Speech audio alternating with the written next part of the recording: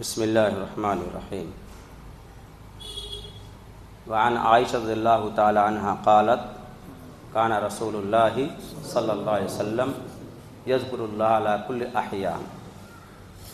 حضرت عائشہ رضی اللہ تعالی عنہ سے روایت فرماتی ہیں اللہ کے نبی صلی اللہ علیہ وسلم ہر وقت اللہ کا ذکر کرتے تھے۔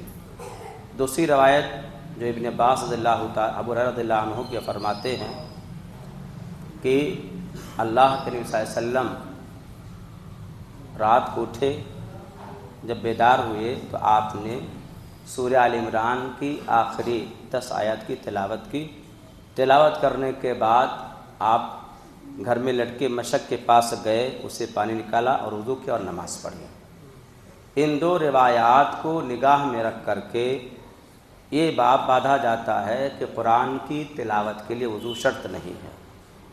دیکھو دینی بھائیوں، شریعت کے مسئلے کی رہنمائی کے لیے دین کا جو فہم حاصل ہوتا ہے وہ قرآن و سنت کے واضح ہدایت سے حاصل ہوتا ہے۔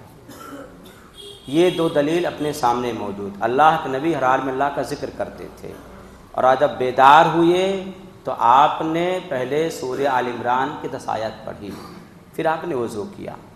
یہاں سوال اٹھتا ہے جو آدمی کو قرآنی آیات یاد ان کو پڑھنا، اور دوسرا اللہ کے کلام کو ہاتھ میں لے کر تلاوت کرنا، یہ دونوں کا فرق کرنا ہوگا۔ تو ان دونوں روایات کا محصل یہ نکلا کہ جو قرآنی آیات انسان کو یاد ہے اس کو پڑھ سکتا ہے بلا وضو کے، لیکن اگر قرآن کو ہاتھ میں لے کے پڑھنا ہو تب کیا کیا جائے؟ تو اس کی دلیل ہے لا یمس القرآن الا طاہر، قرآن کو پاک آدمی ہی چھوئے۔ اب یہاں طاہر سے مراد کیا ہے؟ یہاں بھی فہم الگ الگ ہے۔ ابو ہریرہ فرماتے ہیں اللہ کے نبی مدینہ کے راستے سے گزر رہے تھے، میری ملاقات ہوئی، اللہ کے نبی نے اپنا ہاتھ میرے ہاتھ میں رکھا، چلنے لگے۔ کچھ دیر میں چلا، اس کے بعد چپکے سے میں آپ کے پاس سے کھسک کے چلتا بنا، گھر چلا گیا، غسل کیا، غسل کرنے کے بعد پھر نبی کے مجلس میں آ کے بیٹھا۔ اللہ نے فرمایا ابو ہریرہ ابھی تم ساتھ میں تھے، چپکے سے کہاں نکل گئے؟ کیا اللہ کے نبی میں جنبی حالت میں تھا، نائٹ فال حالت میں تھا، مجھے پسند نہیں آیا کہ میں اس حال میں آپ کے ساتھ بیٹھوں، اس لیے میں نے آ کر غسل کیا، غسل کرنے کے بعد پھر آیا ہوں۔ تو آپ نے فرمایا سبحان اللہ ان المؤمن لا ینجس، اللہ کی ذات پاک ہے، مومن ناپاک نہیں ہوتا ہے۔ عائشہ رضی اللہ تعالیٰ عنہ حیض سے ہیں، آپ نے کہا چٹائی لا کے دے دو، انہوں نے کہا اللہ کے نبی میں ناپاکی کی حالت میں، آپ نے فرمایا تیرے ہاتھ میں حیض تھوڑی ہے۔ ان تمام کو دلیل بنا کر کے دنیا کیا کہتی ہے؟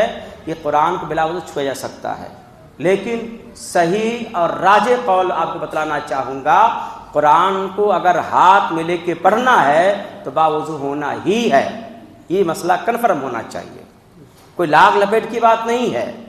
قرآن کو ہاتھ میں لینا، قرآن اللہ کلام ہے، اس کے تقدس کا خیال کرتے ہوئے جتنا اہتمام برتا جائے بہتر ہوگا۔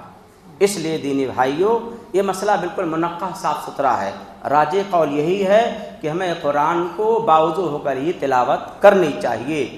جو آیات یاد ہیں اس کو دلیل بنائیے کہ آپ صلی اللہ علیہ وسلم اللہ کا ہر حال میں ذکر کیا کرتے تھے تو آپ کر سکتے ہیں، ٹھیک ہے۔ اور آخری بات کہہ کے بات پوری کروں، یہ کئی دنوں سے بات رکتی جا رہی ہے۔ عام طور پہ مجبوریوں میں ایک چیز مجبوری آتی ہے کہ آدمی کے گیس کی شکایت ہوتی، بار بار ہوا خارج ہوتی ہے، آدمی پیشاب کا مریض ہو جاتا ہے تو بار بار قطرات گرتے رہتے ہیں۔ ان دونوں حالات میں نماز کیسے پڑھی جائے؟ اب یہاں پہ باریکی یہ دیکھی جائے کہ جو بیچارہ بیمار ہے اس کی بیماری کس کنڈیشن کی ہے، منٹوں پیشاب اترتا ہے، 10 منٹ اٹھتا ہے، جیسا بھی ہو، اگر واقعتاً اس سے جوجھ رہا ہے تو اس کو نیا وضو کر کے نماز پڑھ لینی ہے۔ اس بیچ اگر پیشاب کے قطرات گرتے ہیں، اس بیچ ہوا خارج ہوتی ہے، تب بھی نماز پڑھنا ہے، چھوڑنا نہیں ہے۔ حضرت ام سلمہ رضی اللہ تعالیٰ عنہ استحاضہ کے مریضہ تھیں، اعتکاف کی تھیں، تو ان کے دونوں قدم کے نیچے تشریح رکھی جاتی تھی اور نماز میں مصروف رہتی تھیں۔ دین آسانی کا نام ہے۔ اس ناطے کوئی بنیاد بنائے کہ اس ناطے میں نماز نہیں پڑھتا ہوں، اس ناطے میں نماز سے دور رہتا ہوں، میرے دین بھائیوں فاتقوا اللہ ما استطعتم، اللہ سے ڈرو جتنا تمہارے پاس طاقت ہے، یہ اسلام کا واضح رسول ہے۔ اللہ سے ہماری دعا ہو اللہ ہم سب کو صحت کی قدر کی توفیق دے، اور اگر نہ کردہ تعلق سے اللہ کی بیماری سے دوچار کرے تو اللہ سے عافیت مانگتے ہوئے حسب توفیق اللہ کو راضی کیجئے، اللہ قبول کرے گا۔ سبحانک اللہم و بحمدک، اشہد ان لا الہ الا انت، استغفرک و اتوب الیک۔ کل سے